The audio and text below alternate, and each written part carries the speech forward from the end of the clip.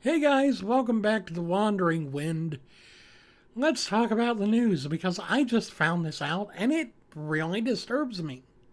Okay, so billionaire Jeffrey Epstein was arrested on sex trafficking charges in relation to allegations of him sexually molesting minors back in the early 2000s, which he got a plea deal for that he should have served life pretty much because it was several, several victims, and yet he managed to get away with it by making a secret plea deal. He managed to stay in the public forum while still being a registered offender. So anyway, Jeffrey Epstein is accused. Crap. Sorry. Jeffrey Epstein is accused of paying underage girls for massages and then molesting them at his homes in New York and Florida. And now there is reports and information that says that he was that he was even bringing girls into the sex trade and into the human trafficking through both Mar-a-Lago and other platforms. And there's a really weird quote from Donald Trump that really just grinds my gears because he said, "Oh, Jeff loves women. In fact, he's really fond of the younger ones." Pretty much is what he said. And I have to wonder, how much did he know? And how much was he involved in? Because you can't have a trafficking ring under your own nose at your own resort and not have some inkling of it. At the very least, he's complicit in not reporting it at the most, and what I fear is that he was involved, which would be another win for good old Donnie, because why not? I am not a crook. I'm sorry, I can't help that, but I've seen Stephen Colbert do that more than once, and I just felt like doing it myself. But seriously, you've got to... You're kidding me, right? Okay. As someone who is familiar with both sides of the judicial system when it comes to these kinds of cases, mainly because I paid very close attention to a close relative of mine's proceedings when he got caught for molesting children. And then, of course, me being a victim as a young teenager. I understand the kind of vitriolic anger that must have run through the victims' minds when they found out that Epstein came off with a 1.5-year sentence in prison. And then, oh, you had to register. It's like, yeah, slap on the wrist, go about your business. You did nothing wrong, because of course you didn't. It's like, really? Okay. And now we're finding out that he's involved in even more awful and corrupt and just disgusting things. And you wonder why I really don't like America as it is today. This is one of the reasons why. I mean, I don't hate America as a whole.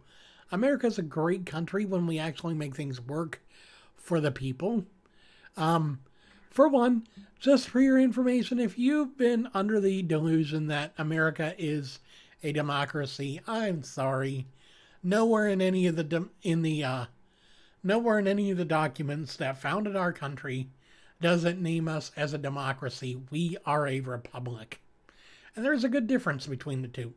Democracy is basically the rule of the people, or the majority rules. Pretty much, if you have a say, you can say whatever you want, and if the majority says the same thing, it passes. A republic is a minority, a very small minority of people that are appointed to represent the people, and also who are governed by the law and who enforce the law. So that's why we have a republic, not a democracy. Democracies don't last. Republics do. And that's why we've been around for 200 plus years, almost 250 coming in a few years. Wow, a quarter of a millennia. And yet we're still just as screwed up as day one. And I wonder why. Anyway, so this comes at the tail end of everything else that we've been trying to deal with the investigations into Trump. Trump being a complete and total not likable person. And then just, the coming elections next year. And then we have Epstein, one of Trump's friends. He also counted Bill Clinton, Prince Andrew from Great Britain, and a few others as close friends. And yeah, I'm sorry to say, this does not look good. Epstein is accused of paying underage girls for massages and molesting them. He's also accused of, I mean, come on. He was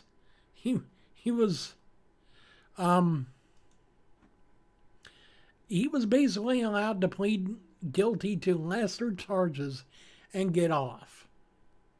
And it's like, oh, I got off before, I'm going to get off again. I'm sorry, my brain doesn't like where I'm going with this. I don't really enjoy the idea that we're dealing with people in high positions. I mean, this is a billionaire. This is one of the top 1%. And he thinks he can get away with anything because he's got money. Guess what? The sad truth is, a lot of them do. They may not get away with this kind of crap, but they get away with other stuff. They get away with not paying their taxes because, oh, well, I've got paperwork that says that I don't owe taxes because there's this loophole, this loophole, this loophole, this loophole. Plus, I've got most of my money in a Swiss bank account, and you can't touch that. It's like, yeah, okay, whatever you say. But the way this is going, I really fear for the country if this is the kind of corruption that's coming to light.